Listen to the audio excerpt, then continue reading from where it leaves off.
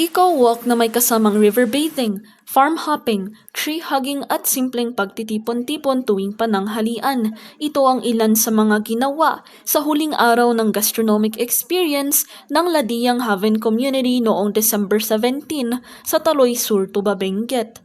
14 na katao ang pumunta sa nasabing pagganap na kinabibilangan ng mga bisita, residente at content creators. Ika ni Ladiyang Haven Community Chief Executive Officer Cristina Mulitas Tolero, ang taunang pagganap na ito ay parte ng selebrasyon ng anibersaryo ng asosasyon at nagbibigay halaga sa kalikasan. Dagdag pa niya, ang mga pagkaing inihain sa pagdiriwang ay hindi basta-basta niluto, kundi maingat na pinili upang magsilbing pagbabalik tanaw sa mga pagkain ng ating mga ninuno at mga nakatatanda. Sa pamamagitan ng pagtangkilik sa tradisyonal na pagkain at pagdanas sa uri ng pamumuhay ng mga nauna sa atin, ay inaasahang magbigay ito ng inspirasyon sa mga tao na mamuhay ng mas mahaba at masagana. Si Jean Pitas na cacao farmer mula sa munisipalidad ng Sablan ay nagalak sa kanyang karanasan, lalo na at unang beses niyang sumama sa gastronomic experience na ito. Bukod sa eco-walk, ay nagbibigay pasasalamat siya sa asosasyon sa mainit na pagtanggap sa kanila ng mga bisita.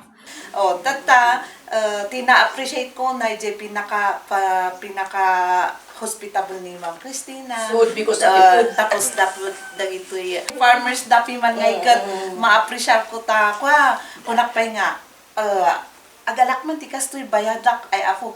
Ta first time mo itanmi ko na dapi man so nga gift mo lang ato ken. Ang adventurer naman na si Renato Fontanilla na ngayon 67 anyos ay nagbahagi ng mga nakikita niyang potensyal ng asosasyon sa susunod pang mga taon. Kung may cooperation ng bawat isa, may hope po ito. Kasi nag-uumpisa pa lang tayo kaya hindi pa rin nakikita.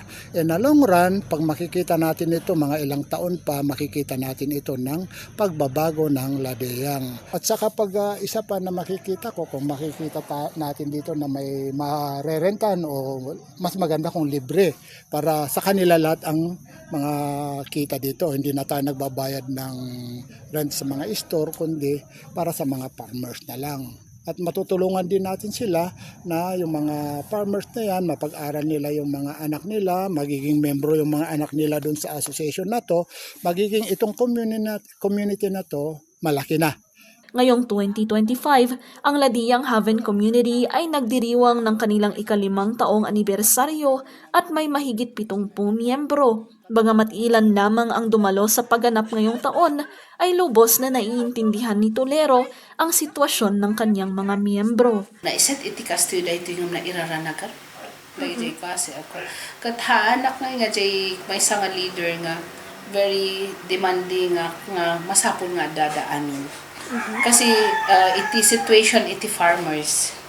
And also dagi ko natin nga kasapol sang kasaang winukay niya.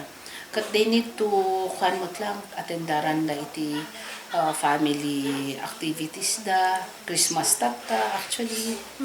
Anyway, na nga to iti trust iti members kanya.